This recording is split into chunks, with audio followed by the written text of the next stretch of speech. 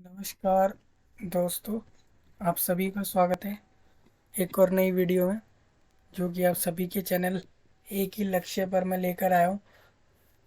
दोस्तों, इस वीडियो में आपको बताऊंगा कि आप जो है कैसे अपने रजिस्ट्रेशन और एप्लीकेशन फॉर्म को फिल करेंगे, कैसे जो है उसमें डॉक्यूमेंट अपलोड करेंगे और फीस पेमेंट कैसे करेंगे और कैसे जो है आप उसका प्रिंट आउट लेंगे एप्लीकेशन फॉर्म का।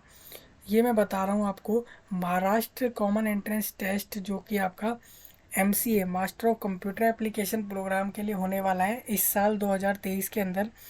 जो भी स्टूडेंट अपना महाराष्ट्र कॉमन एंट्रेंस टेस्ट के जरिए अपना master of computer application course या प्रोग्राम के अंदर एडमिशन लेना चाहते हैं महाराष्ट्र के कॉलेज या फिर यूनिवर्सिटीज़ में, तो उनको जो है ये एग्ज़ाम देना पड़ता ही है। और ये एग्ज़ाम जो है, इस एग्ज़ाम से रिलेटेड एक इंफॉर्मेशन ब्राउचर जो है वो मैंने एक वीडियो में आपको एक्सप्लेन किया हुआ है, जिसमें आपको इसका सिलेबस, पैटर्न और कब से कब तक एप्लीकेशन विंडो ओपन है, कब करेक्शन विंडो ओपन होगी और क्या क्या डॉक्यूमेंट्स आपको लगेंगे इसके लिए। और अगर आपके पास कास्ट सर्टिफिकेट नहीं है और आप रिजर्वेशन में हैं, तो आपको एक डिक्लेरेशन फॉर्म सबमिट करना पड़ता है। और वो सारा कुछ जो है वो मैंने एक इन्फॉर्मेशन ब्राउचर का एक वीडियो है उसमें बताया हुआ है। प्लस जो नया डिटेल्ड सिलेबस भी बताया गया है कि अगर जो आप बिल्कुल एक फाइनल सिलेबस इस एग्ज़ाम के लिए बताया गया है, वो भी मैंने वीडियो में, एक अलग वीडियो में जो है सिलेबस में बताया है। और साथ में एक वीडियो में मैंने आपको रजिस्ट्रेशन प्रोसेस और एप्लीकेशन प्रोसेस फुल बताया हुआ है, आप उसको देख के भी कर सकते हैं। इस वीडियो में जो है आपको रजिस्ट्रेशन करके दिखाऊंगा, एप्लीकेशन फॉर्म फिल करके दिखाऊंगा। किसके लिए? Maharashtra common entrance test MCA programme के लिए 2023 में कैसे करना है वो करके आपको मैं दिखाऊंगा। मैं इसमें आपको रजिस्ट्रेशन से लेकर फॉर्म फिलिंग तक, फॉर्म फिलिंग के बाद फीस पेमेंट के बाद जो आप प्रिंट आउट लेंगे फॉर्म का, वहाँ तक आपको सब बताऊँगा। देखिए, यहाँ पे जो है एक महाराष्ट्र का CET ऑफिशियल वेबसाइट है, आपको उस पर आना होगा। उसमें एक CET पोर्टल अलग से दिया हुआ है, उसके अंदर देखिए, ये आप देख रहे हैं, ये एक बिल्कुल MCA में नया नोटिस आया हुआ है। यहाँ पे जो है आपको करना है, मैं यहाँ पे न्यू रजिस्ट्रेशन के हिसाब से बताऊँगा। अगर कोई कैंडिडेट पहले से रजिस्टर्ड है तो वो ऑलरेडी रजिस्टर्ड पे क्लिक करेगा। देखिए, अगर आपको न्यू रजिस्ट्रेशन करना होगा, पहले आपको यहाँ पे आई एग्री पे सिलेक्ट करना होगा। इसका मतलब ये है कि आपने जो है इस कोर्स के बारे में सब कुछ पढ़ लिया है। अगर नहीं पढ़ा है तो आप इस PDF को ज़रूर देख लेना, जो यहाँ पे जिसका लिंक दिख रहा है। और ये PDF ही, यही वाला नोटिस मैंने जो है अच्छे से समझाया हुआ है। अगर आपने सब इस प्रोग्राम के कोर्स के लिए जो ये एंट्रेंस है, अगर इसके बारे में सब कुछ पढ़ लिया है, तो आपको यहाँ पे आई हैव डाउनलोडेड, मतलब इस पर एग्री करना होगा। और फिर आपको जो है इस तरीके से आगे जाना है।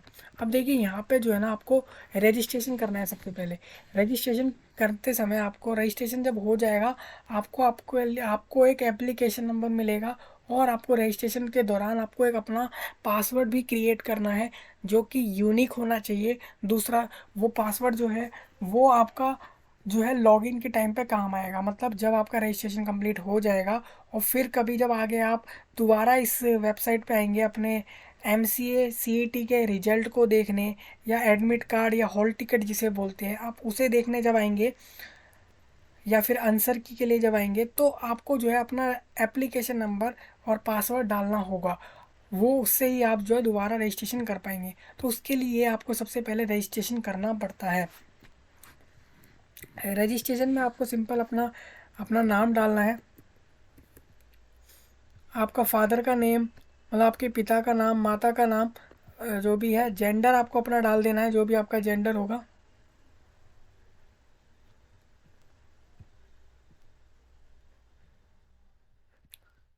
जो भी जेंडर हो वो सेम डाल देना। आप जेंडर मतलब होता है लिंग, मतलब आप लड़के हैं, लड़की हैं, या फिर थर्ड जेंडर है। इस तरीके से आपको जो है सिलेक्ट करना होगा। देखिए, मैरिटल स्टेटस में आप ये डालते हैं कि आप विवाहित हैं कि नहीं, शादीशुदा हैं या नहीं। अगर जो नहीं है, क्योंकि ऐसा भी होता है, बहुत से कैंडिडेट जो अभी इस पेपर के लिए अप्लाई कर रहे होते हैं, उनको एलिजिबिलिटी तो यही बोला है ना भाई, बैचलर डिग्री हो, तो हो सकता है वो शादीशुदा भी हो, तो वो मेरिट चूज़ करेंगे। इस तरीके से आपको जो है फॉर्म फिल करना है। आपको यहाँ से अपना डेट ऑफ बर्थ सिलेक्ट कर लेना है। मतलब जो भी आपका डेट ऑफ बर्थ होगा वो आपको डालना है।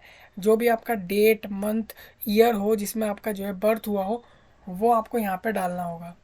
फिर आपको रिलीजन डालना है, आपका धर्म कौन सा है भाई, आप हिंदू हैं, मुसलमान हैं, क्रिश्चियन हैं, या फिर सिख हैं, बुद्धिस्ट हैं। अगर इनमें से कोई आपको नहीं मिलता आपका धर्म, तो आप अदर को सिलेक्ट करके जो है आगे इस तरीके से बढ़ने वाले हैं। यहाँ पे आपको अपना क्षेत्र चुनना है। मतलब क्या है कि आपको यहाँ पे ये चुनना है कि आप किस क्षेत्र में रहते हैं। मतलब कि आप ग्रामीण क्षेत्र में रहते हैं या शहरी क्षेत्र में रहते हैं। अगर जो शहरी क्षेत्र में रहता है वो अर्बन पे सिलेक्ट करेगा और ग्रामीण वाले रूरल पे सिलेक्ट करेंगे। यहाँ पे आपको अपने फैमिली इनकम चूज़ करनी है। देखिए यहाँ ऐसा नहीं है कि आपकी अकेले की बात हो रही हो, क्या पता कोई कैंडिडेट ऐसा भी होता है जो अर्न कर रहा हो। तो ऐसा नहीं है, ये पूरा फैमिली का अर्निंग होता है। इसमें जो है आपके फैमिली के सारे मेंबर्स की फैमिली इंक्लूड होती है। अगर वो आपकी 15 लाख से ऊपर हो तो इस पर सिलेक्ट करना है, भले ही वो 20-25 लाख कुछ भी हो। और अगर इनमें से किसी रेंज में आती है तो आपको सिलेक्ट कर लेनी है। ये हालांकि ऑप्शनल है रजिस्ट्रेशन के टाइम पे। एप्लीकेशन फॉर्म में अगर वो फिल करते समय मांगते हैं, पूछा जाता है, तो आपको वहाँ जो है उसे बताना पड़ेगा। मदर टंग होता है आपका मातृभाषा क्या है, मतलब आपकी बोली कौन सी भाषा है। आप ज़्यादातर वैसे हिंदी है, इंग्लिश है, जो भी हो वो यहाँ पे आपको सिलेक्ट करना है। इंडियन है आप या फिर दूसरे किसी कंट्री से हैं वो आपको यहाँ पे सिलेक्ट करना होगा। हालांकि आपके में ऑटोमेटिकली इंडियन ही आएगा अगर आप फॉर्म फिल कर रहे हैं, क्योंकि ये इंडियन एक एग्ज़ाम है। अगर नहीं आता है तो आपको अपना कंट्री चूज़ करना है। अब यहाँ से जो है ना आप अपना एड्रेस डालेंगे कि भाई आप जो है किस एरिया में रहते हैं, या प्रॉपर एड्रेस आपको जो है अपना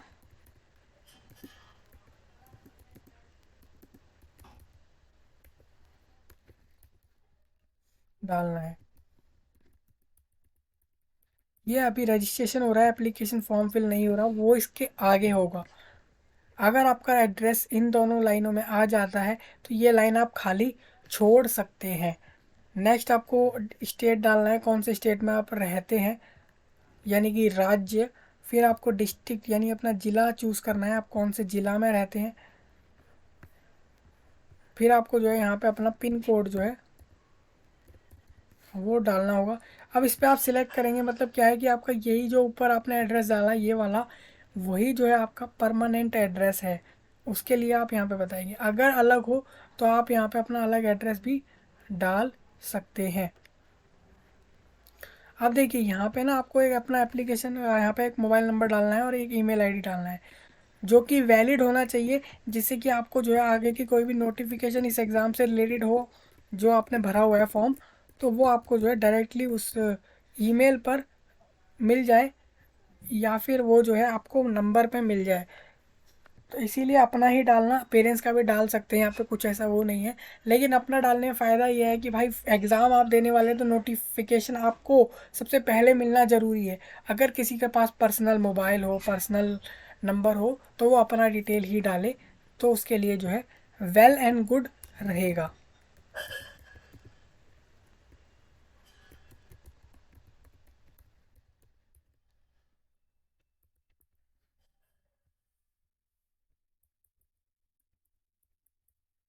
देखिए यहाँ पे जो है आपको एक अपना पासवर्ड क्रिएट करना होगा। ये पासवर्ड जो है आपको हमेशा जब भी आप लॉगिन करेंगे अपने इस एप्लीकेशन फॉर्म पे जो आपने भरा है एमसीए के लिए, मास्टर ऑफ कंप्यूटर एप्लीकेशन के लिए महाराष्ट्र में, कॉमन एंट्रेंस टेस्ट एग्ज़ाम के लिए, तो आपको ये पासवर्ड और एक एप्लीकेशन नंबर आपको भी मिलने वाला है, वो आपको जो है यहाँ डालना होगा और सेव एंड प्रोसीड पे क्लिक कर देंगे। अब मैं आपको एक और बात बताऊँ, अभी मेरे को हो सकता है कि विंडो पे ऐसा शो होने लग जाए कि आप ऑलरेडी रजिस्टर्ड हैं इस मोबाइल नंबर से और ये सब कुछ। तो अगर, क्योंकि मैंने रजिस्ट्रेशन कर दिया था, अब मैं जो है इसके लिए आपको बता रहा था न्यू रजिस्ट्रेशन में आपको कैसे करना है। तो इस तरीके से आप न्यू रजिस्ट्रेशन करने वाले हैं।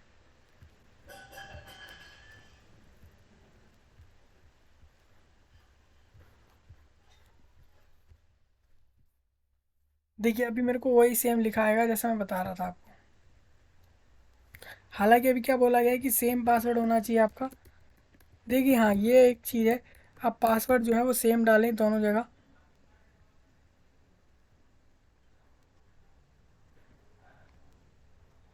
हाँ, यहाँ पे भी ये गलती हुई है। देखिए, ये गलती मेरे से हो रही है फॉर्म फिल करते में, आपसे ना हो।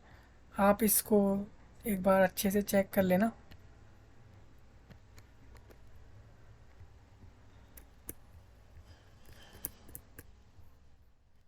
देखिए इसको एक बार, देखिए दोबारा सारा डिटेल डालना पड़ेगा। क्यों? क्योंकि विंडो जो है वो थोड़ा सा हैंग हो रहा था।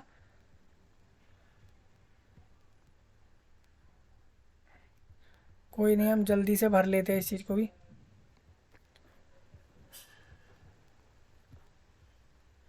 जैसा आपको बताया गया था, आप उस तरीके से यहाँ पे सारा डिटेल जो है आपको जो है भरना है। मैंने आपको पहले ही बोला है, ये ऑप्शनल है। सैलरी वाला जो है वो ऑप्शनल है। अगर किसी को इशू हो बताने में तो ना बताए, ऑप्शनल है। हालांकि एप्लीकेशन फॉर्म फिलिंग में आपसे अगर पूछा जाए तो आपको जो है बताना पड़ेगा इस बात को।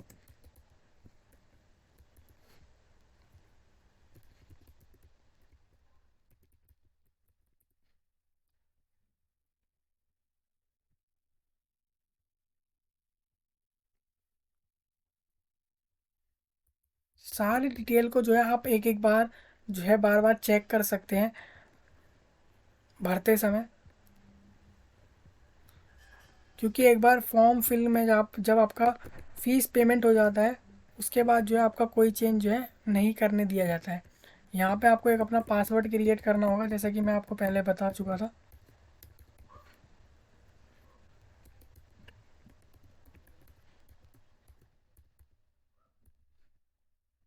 फिर ये जो सेम नीचे आपको एक सिक्योरिटी पिन दिखता है विंडो में, ये आपको एज इट इज़ ऐसे ही डालना है जैसा आपको स्क्रीन पे दिख रहा हो। अब देखिए, सेव एंड प्रोसीड पे क्लिक करूंगा तो देखिए क्या लिखा आ रहा है, एप्लीकेशन फॉर्म यूजिंग नंबर वो ऑलरेडी रजिस्टर्ड है। मैंने जैसा बोला भी था आपको कि भाई मैंने ये सब पहले से रजिस्ट्रेशन कर रखा है। मैंने आपको बताया था न्यू रजिस्ट्रेशन में ऐसे ही करना है। सिंपल आपको यही सब इसी तरीके से भरना है, पासवर्ड डालना है, सब कुछ ऐसे करना है। जब आप सेव एंड प्रोसीड पे क्लिक करेंगे, जैसे मेरे को लिखा आ गया कि रजिस्टर्ड हैं आप, तो आपके में क्या लिखा आएगा, आपके में ये लिखा आएगा, अगर आप न्यू रजिस्ट्रेशन है तो आपको लिखा आएगा कि आपको कि आपके एक मोबाइल नंबर जो आपने डाला है उस पर एक OTP भेजा गया है, वन टाइम पासवर्ड। वो एक नंबर्स होंगे 6-7, जो एक पासवर्ड, वो एक तरीके से आपको वो एक यूनिक पासवर्ड होता है जो आपके डिवाइस पे जाता है। वो नंबर आपको विंडो में डालना है। वो डालने के बाद उसको जो है सबमिट कर देना है। आपका रजिस्ट्रेशन कंप्लीटेड हो जाएगा वहाँ से। अगर वो कंप्लीट हो जाएगा उसके बाद आपको एप्लीकेशन फॉर्म फिल करना स्टार्ट करना है। ठीक है। अब मैं लेकिन आपको बताऊं, जैसे मैं ऑलरेडी रजिस्टर्ड हूँ इस नंबर से, तो मैं आप बता देता हूँ ऑलरेडी रजिस्टर्ड वाले कैंडिडेट को क्या करना है। अब जिन्होंने रजिस्ट्रेशन नहीं किया था, जो न्यू रजिस्ट्रेशन थे, अब वो भी जो है रजिस्टर्ड कैंडिडेट कहलाएंगे। क्यों कहलाएंगे? क्योंकि उन्होंने सेम जैसा मैंने आपको बताया, आपने इस तरीके से अगर कर लिया और उसके बाद जो है आपने अपना नंबर को वेरीफाई करा लिया है, इस पे आगे बढ़ने के बाद एक OTP डाल के वेरीफाई करा लिया है, तो उसके बाद आपका भी रजिस्ट्रेशन कंप्लीट हो गया है।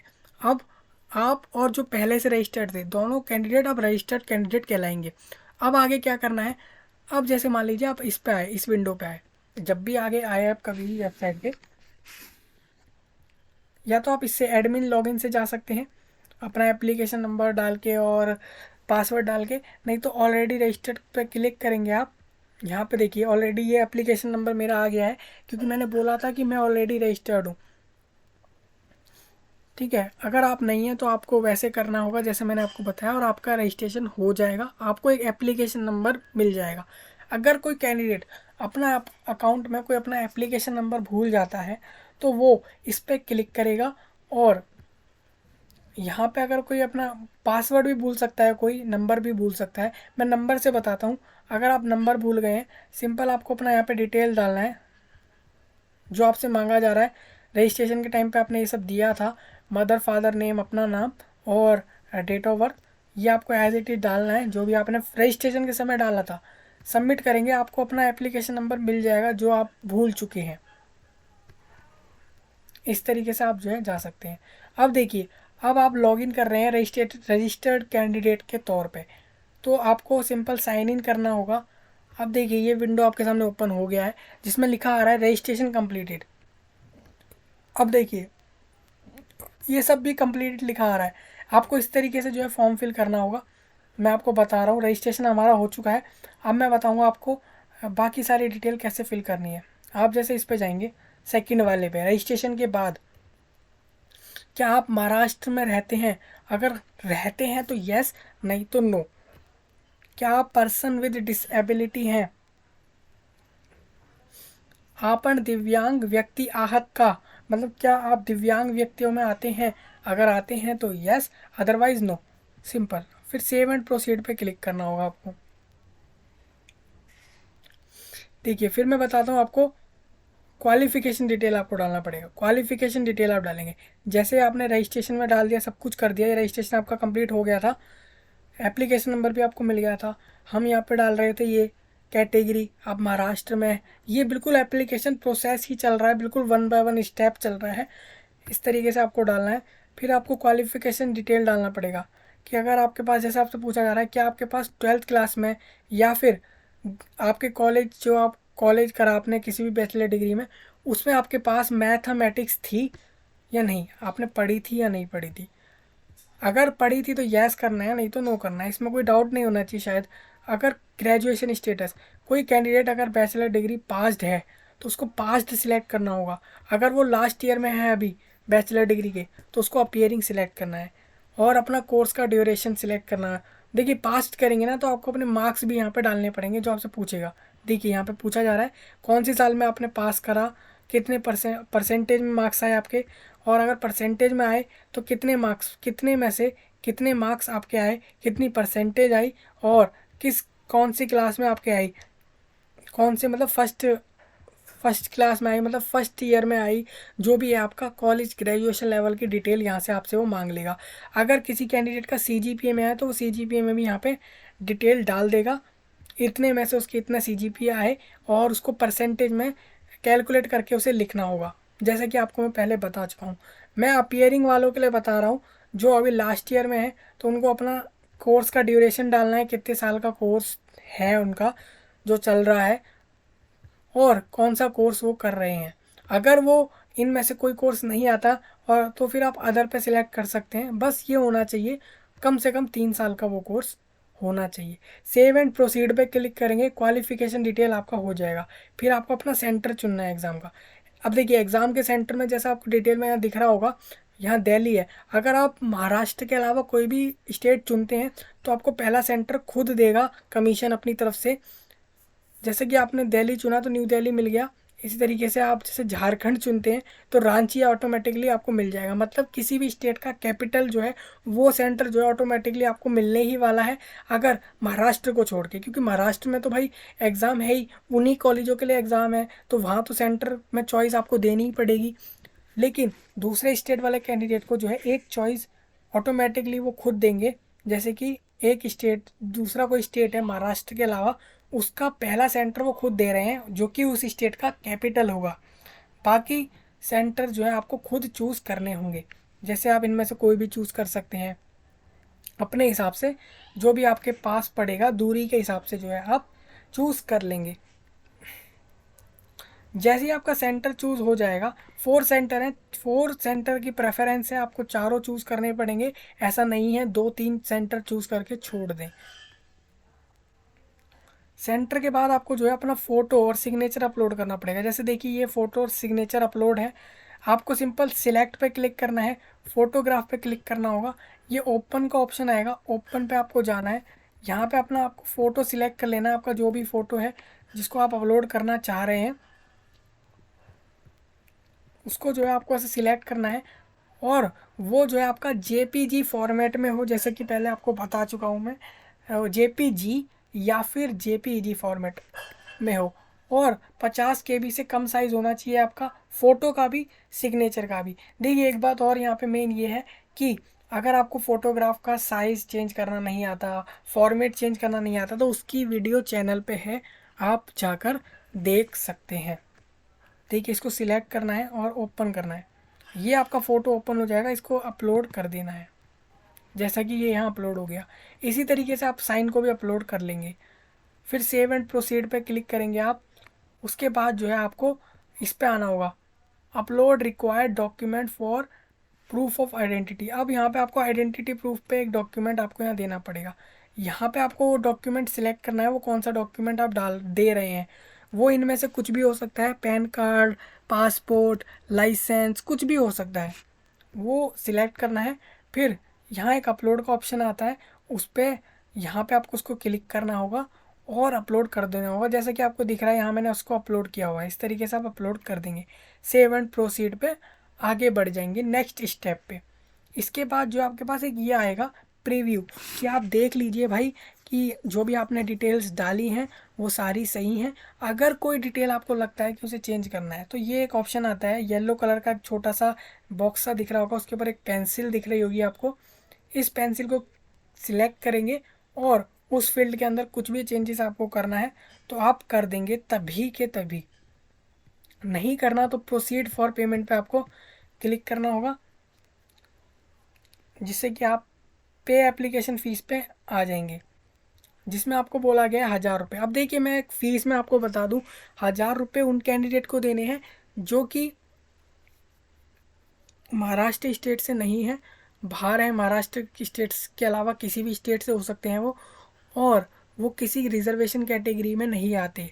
मतलब कि वो ना ही तो मतलब कि वो रिजर्वेशन में आते हों तब भी उनको 1000 रुपये ही देने हैं। मतलब महाराष्ट्र से ना हो, सिर्फ इतना है तो उन्हें 1000 रुपये देने हैं, चाहे वो किसी भी कैटेगरी से हो, SC हो, ST हो, EWS हो, जनरल हो, कोई भी कैंडिडेट हो।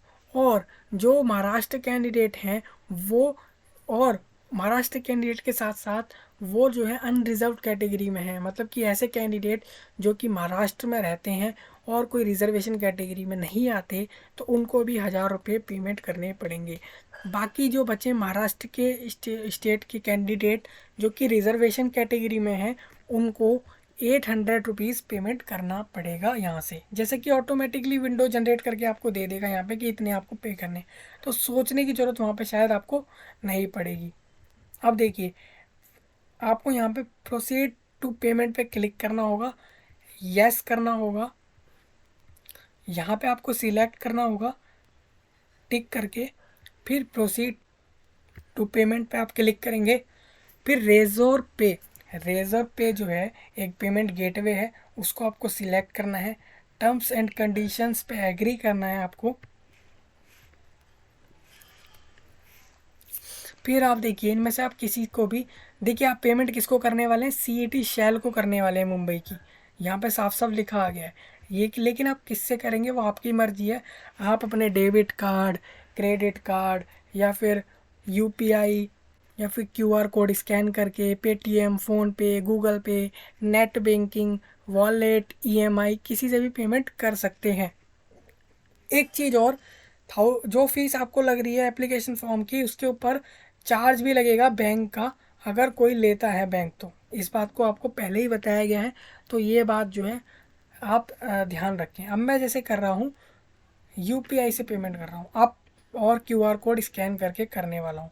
जैसा मुझे यहाँ दिख रहा है 105 रुपये मेरे को पे करने हैं, 1005 रुपये मेरे को पे करने हैं। 5 रुपये जो है यानी कि 5 रुपीज़ जो है वो मेरे को बैंक चार्ज अलग से देना पड़ेगा। अब इस स्कैनर को आप स्कैन कर लेंगे अपने डिवाइस में, और अपने अकाउंट के ज़रिए जो है आप अपना पेमेंट सक्सेसफुली यहाँ से कर देंगे। आप किसी भी पेमेंट गेटवे से कर सकते हैं, या फिर आप किसी भी तरीके से कर सकते हैं। जो ऑप्शंस आ रहे थे उनमें से किसी से भी आप पेमेंट कर सकते हैं। देखिए अब यहाँ पे बात यह है कि आपका जब पेमेंट हो जाएगा, यहाँ पे जैसे ही आपका पेमेंट हो जाएगा,